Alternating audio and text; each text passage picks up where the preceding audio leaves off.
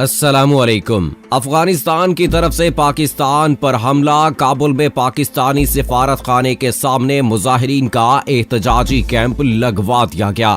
पाकिस्तान के खिलाफ नया खेल शुरू करवा दिया गया है। इसके पीछे किसकी साजिश हो सकती है और इस हमले के मुहर्रकात कहां से मिलेंगे, आज की वीडियो में आपको बताते हैं। तफसील में जाने से पहले आपको बताता चलूं कि आप देख रहे हैं अपनी दुनिया टीवी। वीडियो को व्हाट्सएप, फेसबुक और दीगर सोशल मीडिया पे जरूर शेयर करें। लाइक करने के साथ साथ हमारे चैनल को भी सब्सक्राइब करें और साथ में घंटी के निशान को दबाना मत भूलें। कमेंट बॉक्स में पाकिस्तान जिंदाबाद, पाक फौज जिंदाबाद, ISI के गुमनाम हीरोज को सलाम और कश्मीर बनेगा पाकिस्तान का नारा जरूर कमेंट कीजिएगा।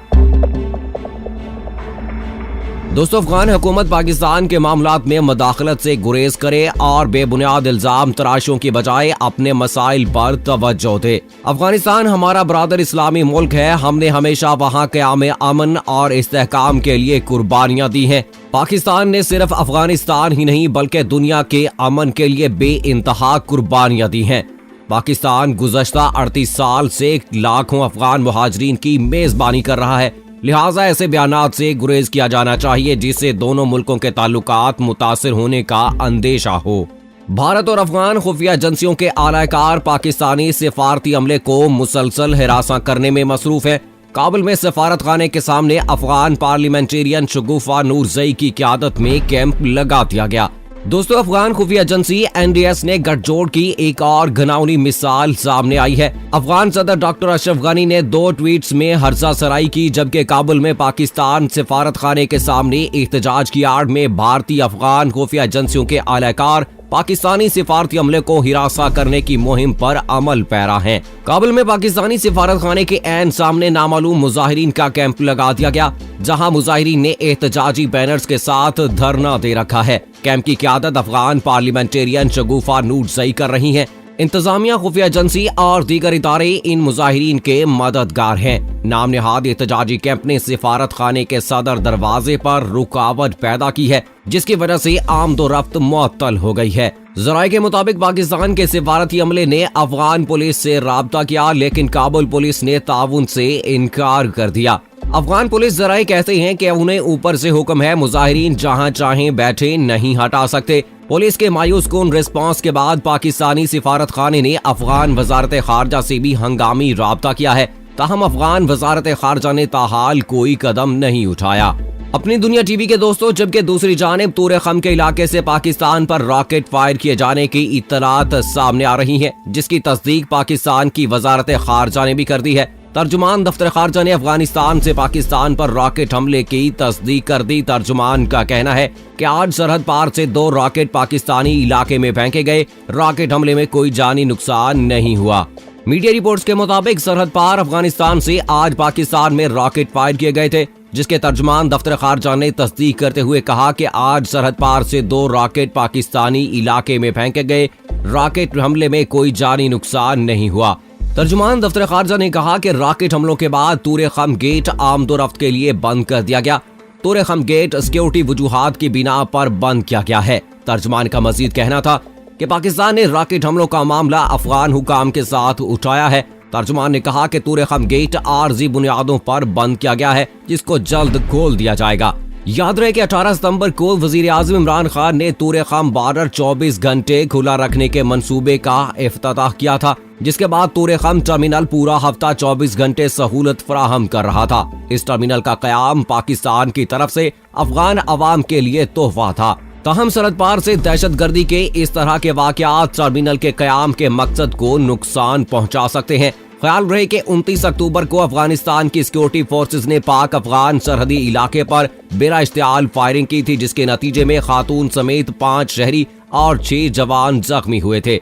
ISPR के मुताबिक पाक फौज ने रिवायती और पेशावराना कारकर्दगी का मुजाहरा करते हुए भरपूर जवाबी कार्रवाई की, जिसके नतीजे में अफगान सिक्योरिटी फोर्सेस के बॉर्डर पोस्टों को नुकसान पहुंचा है। पाकिस्तान में अफगान मुदाखलत के वाकयात माजी में भी होते रहे हैं। सरदार दाऊद के दौर में पाकिस्तान में अफगानिस्तान की मदाखलत इतनी बढ़ गई कि पाकिस्तान को पहली बार मरी कबाइल्स के खिलाफ बलोचिस्तान में ऑपरेशन करना पड़ा। बलोचिस्तान में यह ऑपरेशन जुल्फकार अली भुट्टो के हुक्म पर और नवाब अकबर बुगटी के जेरे निगरानी हुआ। अफगानिस्तान से बारहा ये मदाखलत बंद करने की अपीलें की गईं, लेकिन इनकी तरफ से यह सिलसिला जारी रहा। बहुत से स्कॉलर्स के नजदीक 1950 से 80 तक 3 दहाइयां अफगानिस्तान ने पाकिस्तान में शोरश और बगावतों की इतनी फंडिंग की कि बाद में वो खुद रूस से इमदाद लेने पर मजबूर हो गया था, जिसका नतीजा 1979 में अफगानिस्तान पर रूसी हमले की शक्ल में नजर आया। दोस्तों, अफगानिस्तान की हठधर्मी पर जुल्फकार अली भुट्टो के दौर में पहली बार बिलाखिर पाकिस्तान ने अफगानिस्तान को जवाब देने का फैसला किया। अफगानिस्तान में रूसी असर और रसूख की वजह से अलहाद तेजी से फैल रहा था, जिसके खिलाफ जगह जगह लोग मुजाहमत कर रहे थे। इनमें कुछ मशहूर स्टूडेंट लीडर्स भी शामिल थे, जिनमें गुलबदीन हिकमतयार और अहमद शाह मसूद काबिल जिक्र हैं। भुट्टो के हुक्म पर कोई दर्जन के करीब इन स्टूडेंट्स लीडर को पाकिस्तान लाया गया, चर्राट में ट्रेनिंग दिलवाई गई और वापस अफगानिस्तान भेजा गया। पाकिस्तान ने जब अफगानिस्तान को जवाब देना शुरू किया तो अफगानिस्तान की चीखें निकल गईं और सरदार दाऊद ने पाकिस्तान का दौरा करके उस वक्त की हुकूमत को यकीन दिलाया कि अफगानिस्तान अब पाकिस्तान में गड़बड़ नहीं करेगा। ताहम सरदार दाऊद पर रूस के तैयार करदा कुछ मुल्हद कठपुतलियों बब्र कार्मल और तरकई वगैरह ने हमला करके कत्ल कर दिया। इस हमले में बाकायदा रूसी जहाजों ने हिस्सा लिया था। यूं काबुल पर सेकुलर मुल्हद रूसी कठपुतलियों ने कब्जा कर लिया, जिसके खिलाफ अफगानिस्तान भर में मुजाहमत हुई। तब इन कठपुतलियों ने रूस को अफगानिस्तान पर हमला करने की दावत दी तो रूस अपनी 5 लाख फौज लेकर अफगानिस्तान पर चढ़ दौड़ा। दोस्तों, जाहिर है रूस ने यह हमला अपनी पूरी ताकत से किया था और इतना बड़ा रिस्क महज इन कठपुतलियों की मदद के लिए नहीं था। वो पाकिस्तान की तरफ आना चाहता था गर्म पानियों के लिए। तब जनरल ज़ियाउल हक इक़्तिदार में थे, जिसने जज्बा जहाद से सरशार होकर अफगानिस्तान को रूस के लिए कब्रिस्तान बना दिया। लेकिन अब शायद पाकिस्तान की कोशिशों को भुला दिया गया है। पाकिस्तान में पीटीएम के नाम से जो फितना सर उठा रहा है, इसके बारे में ये खदशात दुरुस्त साबित हो रहे हैं। इनके पीछे पाकिस्तान दुश्मन एजेंसियों का हाथ है और वो पाकिस्तान की मगरबी पट्टी पर रहने वाले मुहिब्बे वतन कबाइल को वरगलाकर पाकिस्तान की सालमियत को नुकसान पहुंचाना चाहती हैं। भारतीय खुफिया एजेंसी रा और अफगान एजेंसी एनडीएस का घिनौना मंसूबा बेनकाब होता जा रहा है और भारत अफगानिस्तान की हुकूमतें भी अब खुलकर पाकिस्तान के अंदरूनी मामलत से मुताल्लिक बयानबाजी कर रही हैं। पीटीएम के रहनुमा मंजूर पश्तीन की गिरफ्तारी पर अफगान सदर अशरफ गनी की तरफ से किए गए ट्वीट से बहुत से शकूक व शुबहात हकीकत में तब्दील हुए हैं। अफगान हुकूमत की पाकिस्तान मुखालिफ सरगर्मियां ढकी छुपी नहीं रही और वो हुकूमत जो अमेरिका और मगरब की मदद से भी मुल्क के अंदर तालिबान को कंट्रोल नहीं कर सकी, अब वो पाकिस्तान को आंखें दिखा रही है, जिसका मकसद पाकिस्तान और अफगान अवाम के माबैन ताल्लुकात को खराब करना है।